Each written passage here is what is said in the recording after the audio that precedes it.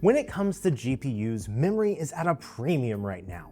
For gaming, VRAM matters. For creative work, VRAM matters. But for local AI, VRAM can be the difference between running a model smoothly or slowly or not at all. And that is where Intel is doing something really interesting with the new Intel Arc Pro B70. This is a workstation GPU with 32 gigabytes of GDDR6 memory. And depending on current pricing, you could put two of these cards together for less than many other high memory GPU options. That gives you 64 gigabytes of total GPU memory across two cards. And for local AI workflows that rely heavily on inference, context windows, and model serving, that is going to be a very interesting place to be. Now, yes, this is GDDR6. It's not the newest or fastest memory type on the market, but the capacity is the story here. Each B70 gives you 32 gigabytes on a 256-bit bus. With up to 680 gigabytes per second of memory bandwidth, there's a lot of headroom for models, context, and creative workloads. And this card is not just about memory. The B70 is built on Intel's Xe2 architecture with 32 Xe cores, 256 XMX matrix engines for AI acceleration, 32 ray tracing units, PCIe Gen 5x16 support, and a rated 230 watt reference board power. And that last part matters too. A relatively low power envelope makes these cards easier to stack together in a workstation, especially compared to some of the much larger, hotter, higher power GPUs we usually talk about. This is the base Intel Arc Pro B70 design. So we have a blower style cooler. Now that might not sound exciting at first, but in a multi-GPU workstation, blower coolers can make a lot of sense. Instead of dumping all the hot air back into the case, it's actually blowing it through the cooler and out the back of the card. When you start putting 2, 3, or even more GPUs into a single workstation, that kind of cooling becomes a lot more practical than the standard kind of coolers. We already tested the Intel Arc B70 inside of the AI70 from PowerSpec, and honestly, it handled creator workflows and video editing without breaking a sweat. You can even game on this card, and it does support modern graphics features, but realistically, that's not what this is built for. The B70 is a workstation and AI card. It is for people who want to run local models, test AI workflows, experiment with inference, serve models to multiple users, and do serious creative and professional work without immediately jumping to a much more expensive GPU. So today we're gonna look at one B70 and then two Intel B70s and see where that second card actually helps, and where it doesn't. If you have not seen our video where we rehoused our Threadripper machine into a 5U rack mount case, check that out because that is the system we are going to use today for our dual GPU testing. And that's important because we also tested the PowerSpec AI70, and that system uses an Asus ProArt Z890 Creator motherboard. This is a great board for creators, but on that platform, 2 GPUs split the main PCIe lanes into by 8 by 8. That is still PCIe Gen 5, so it's not slow, but it is not 2 by 16 slots. For this testing, our Threadripper setup gives us a much better multi-GPU platform, with enough PCIe lanes to let these cards stretch out more comfortably. And when we are testing multiple GPUs for AI, PCIe topology matters. So before we get into two cards, let's start with one. With the Intel Arc Pro B70, we have 32 gigabytes of VRAM to work with, and for a lot of local AI workflows, that is already a big deal. The first model we tested was Qwen 314B at FP8. Now, this is not the largest model in the world, but it is a very useful size, and a lot of people use models in this range for coding help, writing, researching, summarization, and other local assistant workflows. On prefill, this model hit 4,092.8 tokens per second. Now, prefill is actually worth explaining because it's one of those AI terms that sounds super technical, but it's actually pretty simple. When you send a message to a language model, the model has to read and process the prompt, the conversation history, and any context you're giving it. That first stage is prefill. It is the model loading the input into its attention system so that it understands what it's about to respond to. If you paste a long document, a big code file, a large chat history, or a bunch of retrieved data from a RAG system, prefill performance matters a lot. Then after prefill, the model starts generating the response. That is the streaming tokens per second number. That is how fast the model is actually writing new tokens back to you. So with Qwen 314B FP8, we saw 4,092.8 tokens per second on prefill, and then 33.1 tokens per second during the response. After hearing a prefill number in the thousands, 33.1 might sound small, but it's actually very usable speed for everyday work. Prefill is the model reading, but streaming tokens are actually getting written back to you one token at a time. Next, we moved on to something a little bit bigger. Qwen 3.6 27B int4. This is a much larger dense model, and it's useful for things like longer coding sessions, more complex reasoning, scheduled tasks, and heavier local assistant workflows. This model came in at 1,346.9 tokens per second on prefill. That is a little bit slower than the 14B model, but it makes sense. It has nearly twice the number of parameters, and because it is a dense model, all of those parameters are active as the model runs. For response speed, we saw 27.9 tokens per second.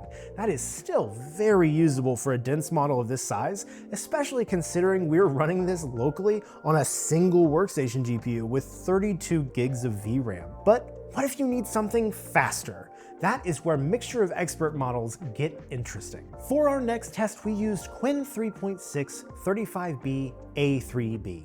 The A3B part is doing a lot of work here. This is a mixture of experts model, which means that the total model is 35 billion parameters, but only about 3 billion parameters are active for a given token. So you get some of the benefits of a larger model, but the active compute is much smaller. That makes MOE models extremely fast and useful for chat, agents, multi-user workflows, and much more. On prefill, this model hit 4,175.6 tokens per second. And for single stream response, it hit 107.9 tokens per second. That is fast. That is the kind of response speed where the model feels extremely responsive for chat, automation, and agentic workflows. At this point, one B70 is already looking pretty good, but the real question is what happens when we add a second card? Because now we are not just talking about 32 gigabytes of VRAM, we're talking about 64 gigabytes of total GPU memory across two cards. So we loaded a second Intel Arc Pro B70 into our Threadripper machine and started testing again. The first thing we tested was the same Qwen 3.6 27B int4 model, and the results were worse. So that's it. Pack it up. Second card does nothing. Case closed. Well, not exactly.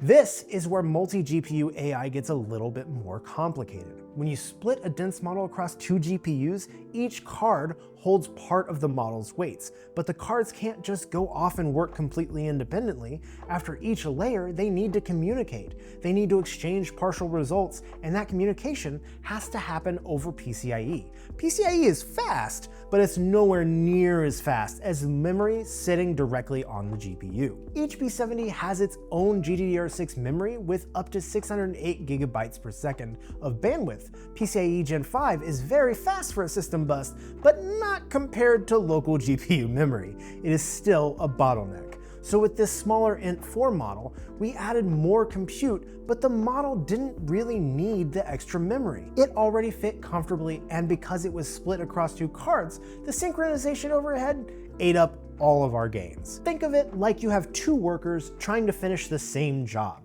You added twice the muscle, but between every step, they have to call each other and compare notes. For some jobs, that coordination cost isn't worth it. But that's not the end of the story, because the reason you use two cards is not always to make the same small model faster. Sometimes the point is to run a larger model, a less compressed model, a longer context window, or multiple users at the same time. So next we used the same 27B model, but moved to a less compressed FP8 version. This is the kind of model that would be much harder to run comfortably on a 32 gigabyte card with room left over for real chat context and workflow overhead. With two B70s, prefill jumped to 2,228.3 tokens per second. That is a big improvement. Part of that comes comes from the extra compute, but part of it also comes from the fact that FP8 requires less dequantization overhead than Int4. Int4 can save memory, but the system has to spend compute unpacking and working with those compressed weights. FP8 uses more memory, but it can be a lot easier for the hardware to work through efficiently. That is an important point. Lower precision does not automatically mean a faster model every time. Sometimes the more compressed model saves on memory but adds to compute overhead. For streaming response, we saw 34.3 tokens per second. That is a nice performance bump, and it starts to show where the second card can make more sense, when the workload can actually use the extra memory and compute without being overwhelmed by communication overhead. Then we moved to a larger mixture of experts test. We loaded Qwen 3.6 35B FP8 across both cards. On prefill, we hit 7,276.6 tokens per second. That is a huge number, and it shows how well this type of workload can take advantage of the hardware. For a single stream response, we saw 91.4 tokens per second. That's actually lower than the single card MOE result we saw earlier, but again, single user speed is not the whole story with a setup like this. The more interesting question is what happens when multiple people or multiple agents are hitting the machine at the same time. So we tested 5 concurrent streams. At 5 concurrent streams, we saw 292.7 total tokens per second.